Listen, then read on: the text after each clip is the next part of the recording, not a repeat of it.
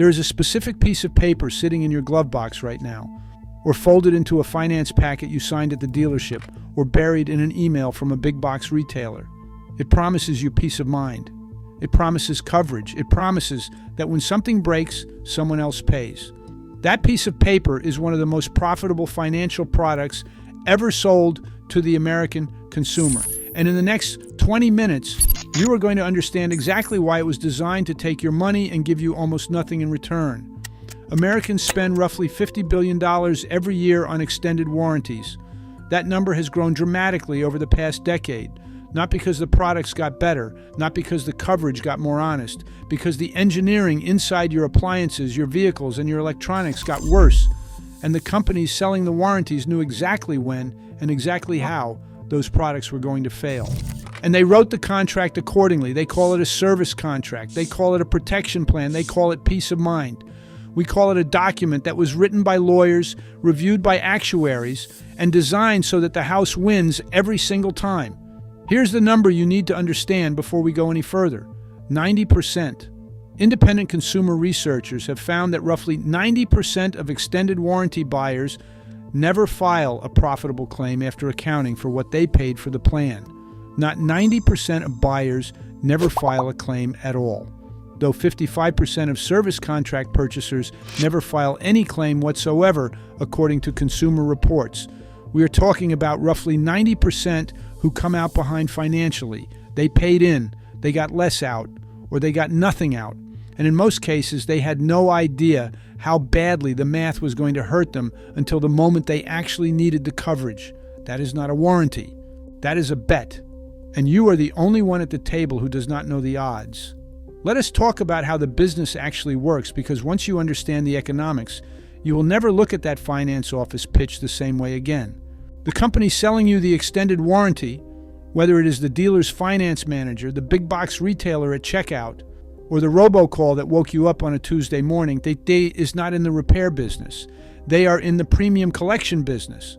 The gross margins on third-party extended warranty products from companies like Asurion and SquareTrade are reported to run extremely high by industry analysts.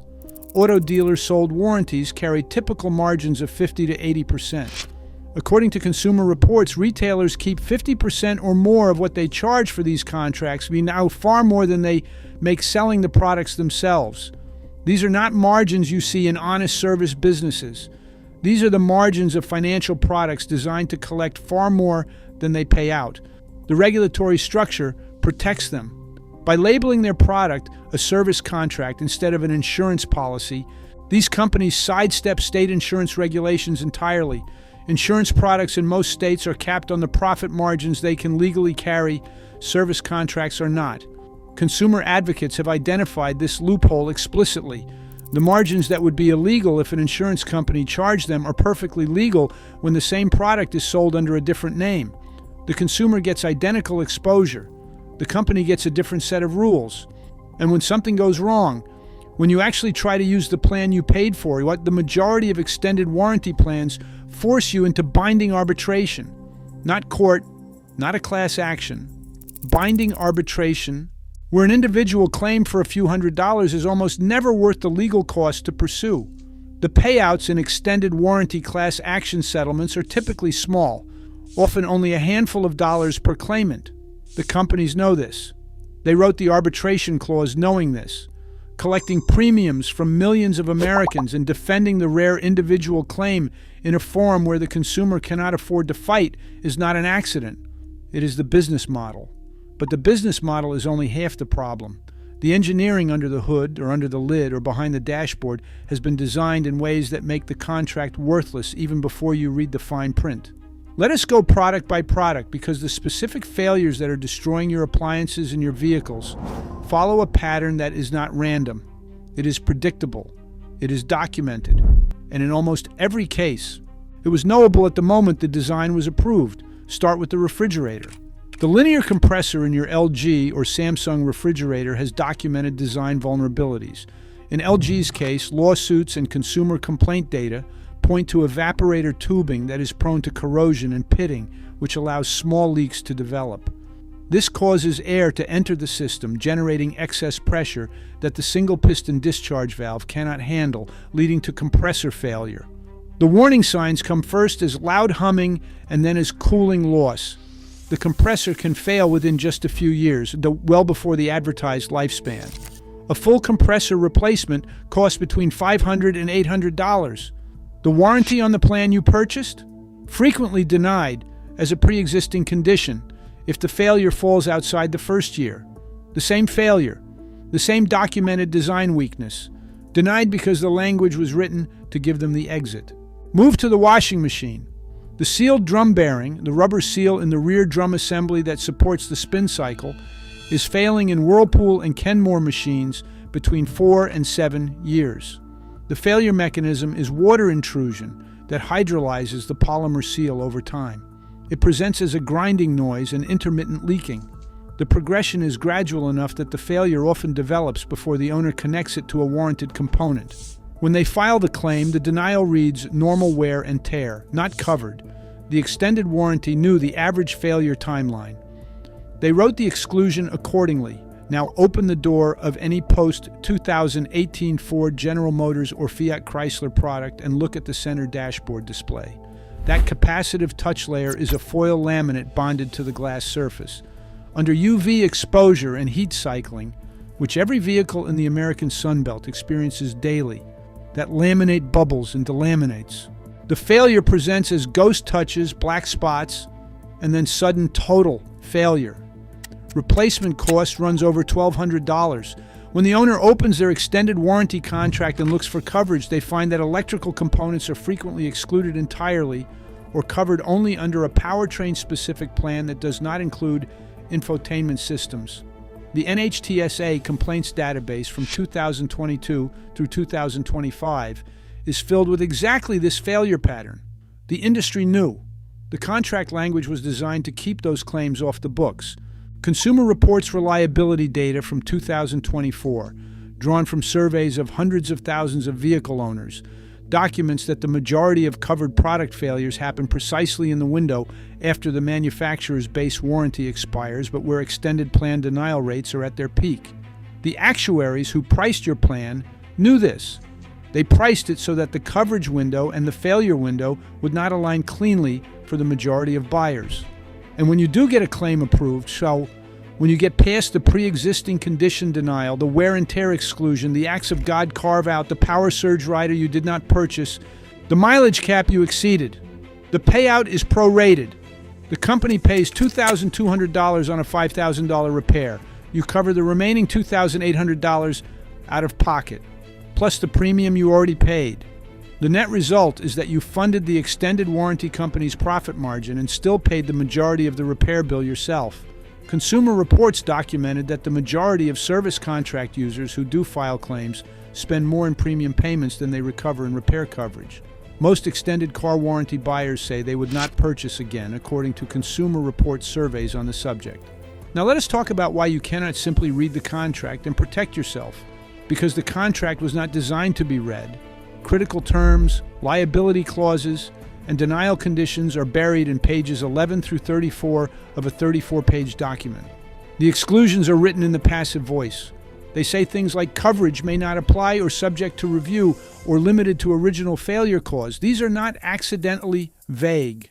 They are precisely vague.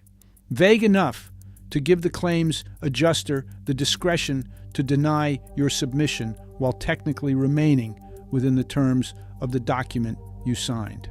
The FTC issued updated consumer guidance in 2024, specifically targeting warranty restrictions that mislead consumers, plans that appear to cover failures but are structured to limit the majority of claims.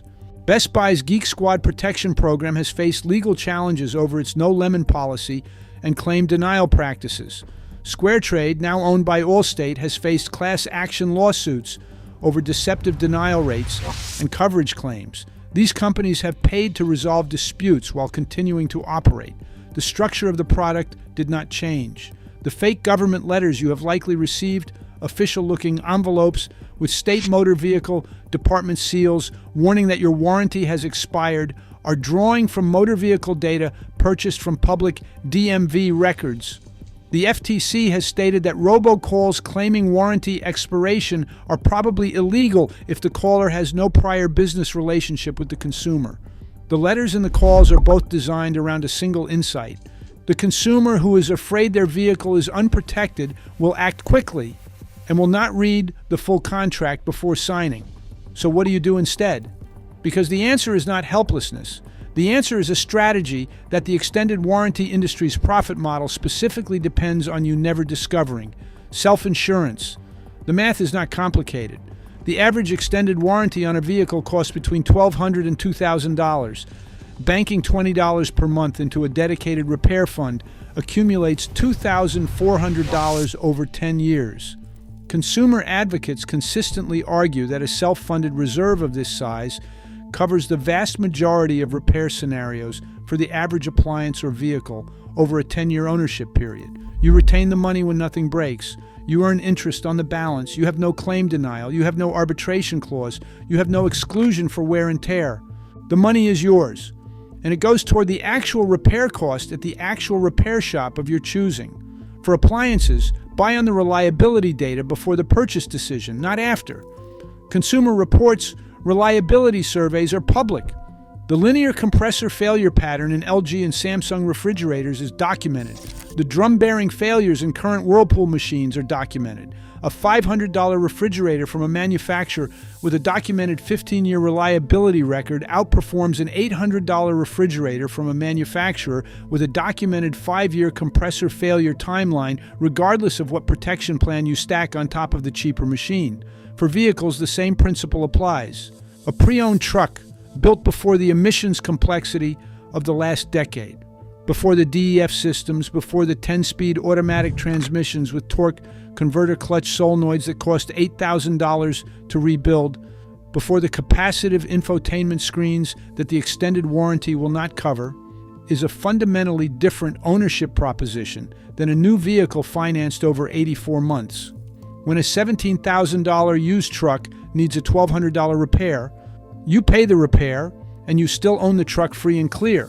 When an $80,000 truck on a 7-year loan needs the same repair and the extended warranty denies the claim, you pay the repair and you still owe $62,000 on a vehicle that just lost another $3,000 in value. The only math that matters is total cost of ownership, not monthly payment, not the comfort of feeling covered. The real number, what you spent, what you got back, and what was left in your account at the end. If you have an extended warranty in force right now, read it. Get the full contract, and not the summary sheet, the full document. Find the exclusion section. Read every line that contains the words may, limited, excluding, or subject to.